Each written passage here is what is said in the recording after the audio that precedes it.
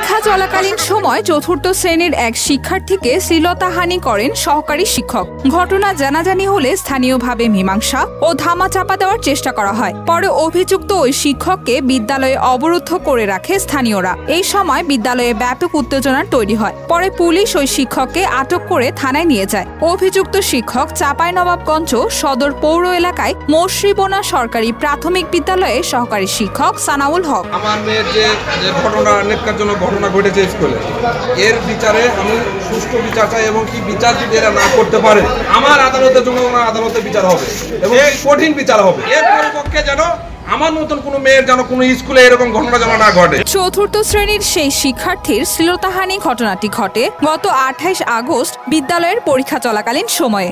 এদিকে শিক্ষকের এই ধরনের ঘৃণ্যতম আচরণের জন্য এলাকাবাসী ও বিদ্যালয়ের শিক্ষার্থীরা অভিযুক্ত শিক্ষকের দৃষ্টান্তমূলক শাস্তি দাবি করছেন। সহকারী শিক্ষকের উপর বর্তমানে কিন্তু পুলিশ নিয়ে গেলে কিন্তু হামলা চলে, এলাকাবাসী কিন্তু কোনোভাবে এলাকাবাসীকে থামানো যাচ্ছে না। এই বিষয়ে বিদ্যালয়টির প্রধান শিক্ষক প্রাথমিক শিক্ষা অফিসার বরাবর লিখিত অভিযোগ করেছেন। অভিযোগের প্রেক্ষিতে 3 সদস্যের একটি তদন্ত দল বিদ্যালয় প্রাঙ্গণে গেলে এলাকাবাসী বিক্ষোভ করে এবং বিদ্যালয়ে ওই শিক্ষককে অবরুদ্ধ করে রাখে। বিক্ষোভের মুখে এক পর্যায়ে তদন্ত দল বিদ্যালয় থেকে চলে যায়। পরে পুলিশ গিয়ে পরিস্থিতি নিয়ন্ত্রণে আনে এবং অভিযুক্ত শিক্ষককে আটক করে থানায় নিয়ে যায়।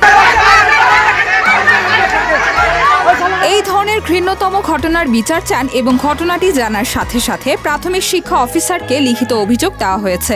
এমনটাই বলছেন মশ্রীবোনা সরকারি প্রাথমিক বিদ্যালয়ের প্রধান শিক্ষক রেজাউল করিম।